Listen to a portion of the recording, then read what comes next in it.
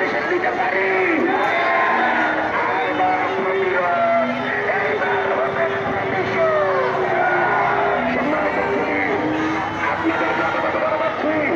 শুধুমাত্র নির্যাতনের মাধ্যমে জাতিবাদী রাষ্ট্র ত্যাগ করেছিল, যে আওয়ামী লীগকে তারা ষড়যন্ত্র করেছিল, সেটা হচ্ছে দিল্লি, সেটা হচ্ছে নতুন। সুতরাং আগামীতে আমরা এমন কোন সরকার চাই না যেটা দিল্লির গোলামি মেনে নিবে, যেটা দিল্লির কাছকে ছেড়ে চলবে।